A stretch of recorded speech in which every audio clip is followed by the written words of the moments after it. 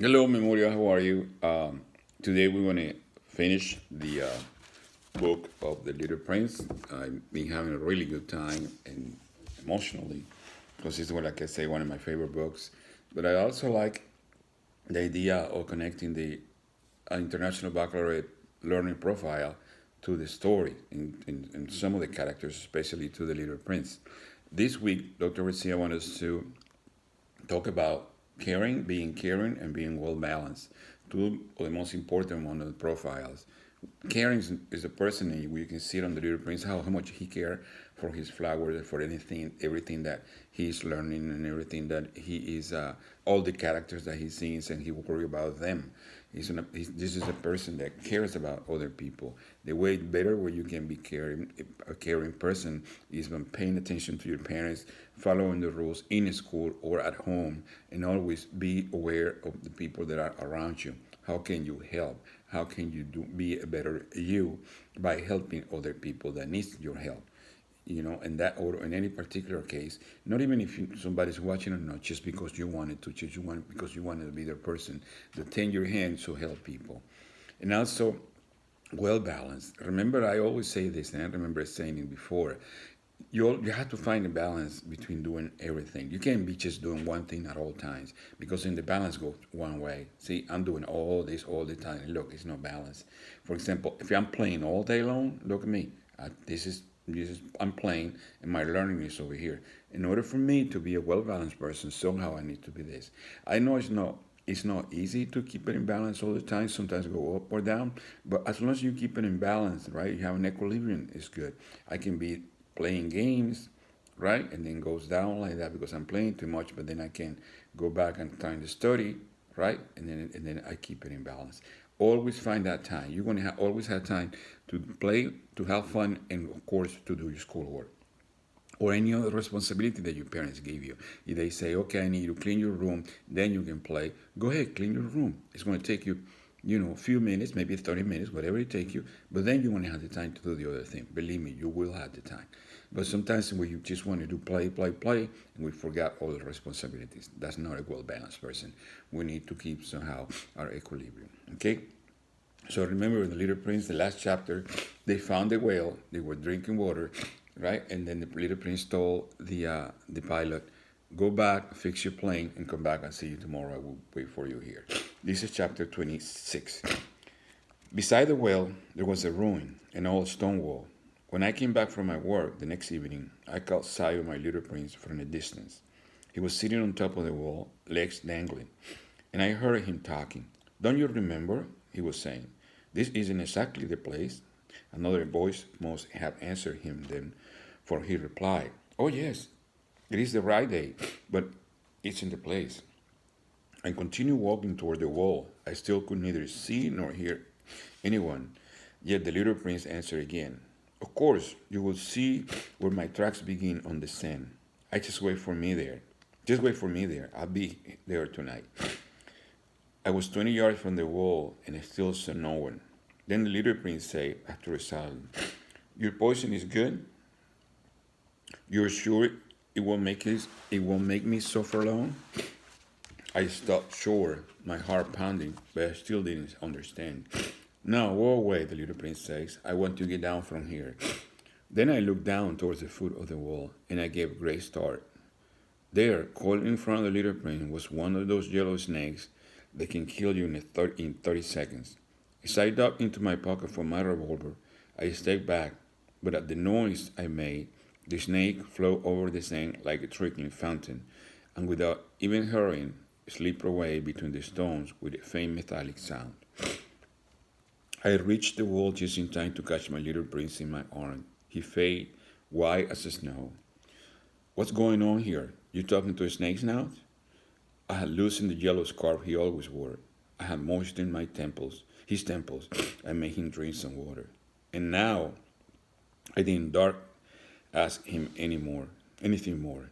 He gazed at me with a serious expression and put his arms around my neck. I felt his heart beating like a dying bird when it's being shot. He said to me, I'm glad you found what was the matter with your engine. Now you will be able to fly again. How did you know? I was just coming to tell him that I had been successful beyond all hope. He didn't answer my questions. All he said was, I'm leaving today too. And then, sadly, it's much further, it's much more difficult. I realized that something extraordinary was happening. See, here is the picture with the snake on the bottom. I was holding him in my arms like a little child, yet it seemed to me he was dropping headlong into the abyss, and I could do nothing to hold him back. His expression was very serious now, lost and remote. I had your sheep, and I had the crave for it, and the muscle, and he smiled sadly. I waited for a long time. I could feel that he was reviving a little. Little fellow, you were frightened. Of course, he was frightened. But he laughed a little. I'll be much more frightened tonight. Once again, I feel chilled by the sense of something irreparable, and I realized I couldn't bear the thought of never hearing that laugh again. For me, it was like a spring of fresh water in the desert. Little fellow, I want to hear you laugh again. But he said to me, tonight it will be a year. My star will be just about the place where I felt last year. Little fellow, it's a bad dream, isn't it? All this conversation with the snake and the meeting place and the star.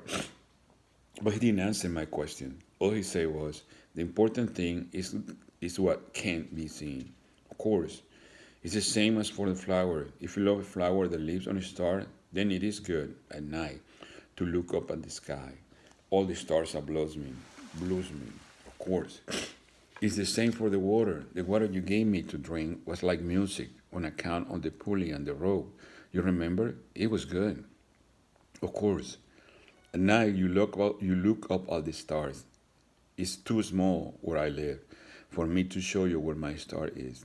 It is better that way. But my star will be one of the stars for you. So you will like looking at all of them. They all be your friends. And besides, I have a present for you. He laughed again. Oh, little fellow, I love hearing that laugh.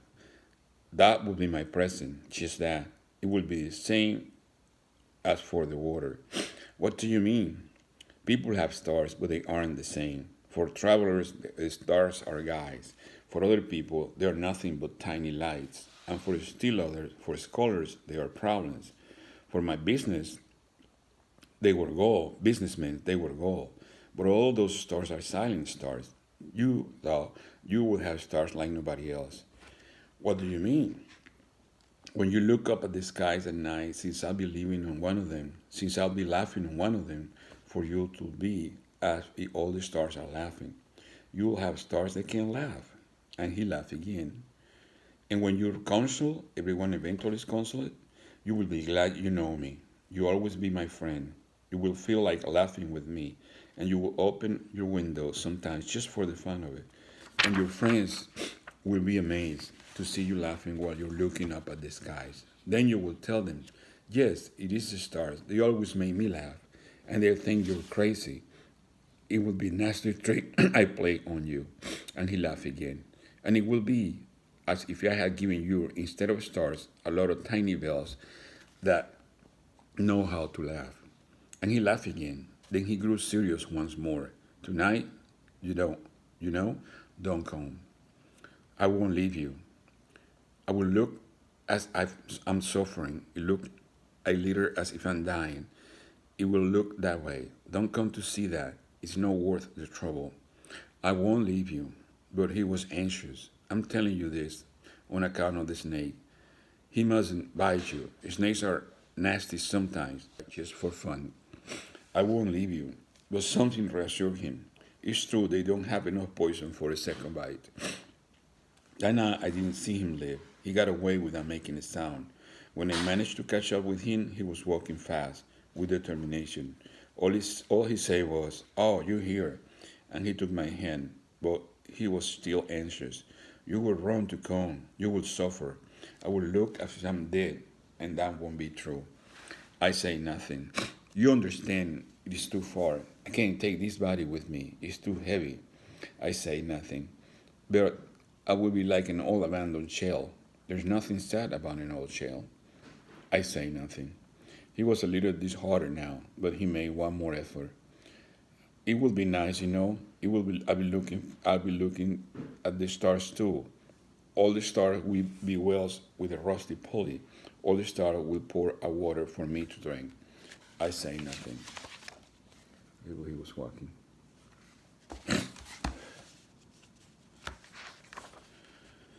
And then and that'll be fun. You have 500 million little bells, and I will have 500 million springs of fresh water. And he, too, said nothing because he was weeping. Here is the place. Let me go alone. And he sat down because he was afraid. Then he said, you know, my flower, I'm responsible for her. And she's so weak and so naive. She has four ridiculous thorns to defend her against the world. I sat down too because I was unable to stand any longer. He said, there, that's all.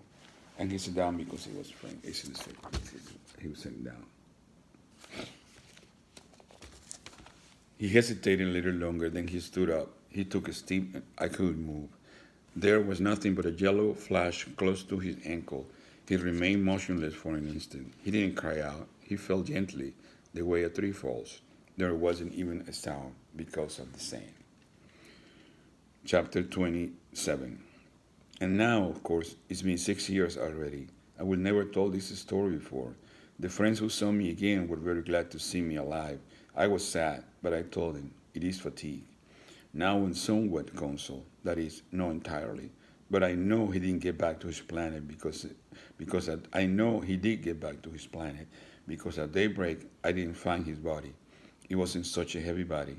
And at night, I love listening to the stars. It is like 500 million little bells. But sometimes extraordinary has happened. When I drew the muzzle for the little prince, I forgot to put in the leather strap. He could never have fastened his own chip. And then I wonder, what happened there on his planet? Maybe the chip has eaten the flower. Sometimes I'll tell myself, of course not. The little prince puts his flower under glass and he keeps close watch over his chip. Then I'm happy, and all the stars laugh sweetly. Sometimes I tell myself, anyone may be distracted once in a while, and that's all it takes. One night he forgot to put her under glass, or else the chip got out without making any noise. During that night, then the bells are all changed into tears.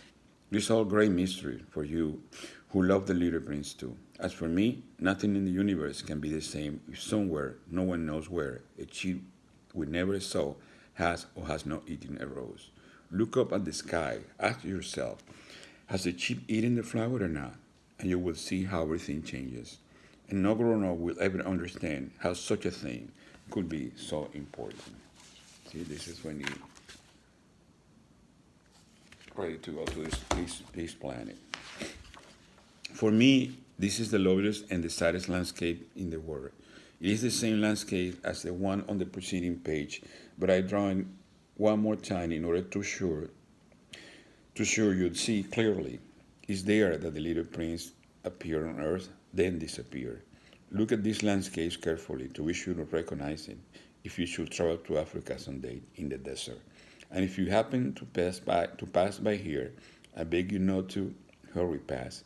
Wait a little, just under the stars. Then if a child comes to you, if he laughs, he has golden hair. If he doesn't answer your question, you know who he is. If this should happen, be kind. Don't let me go on being so sad. Same word immediately that he come back. And this is the end of Little Prince. Again, he has so many messages and so many reflections that we can do. So many of these characteristics that we can apply to many of the characters on the book, how he was reflecting, how he was an open minded, how the little prince was such an inquirer, asking so many questions, and of course the last two, how much he cared, how much the main character, the pilot, also cared about the little prince and vice versa, and how well balanced the whole thing is. Okay, so again, try to apply all this in your daily life.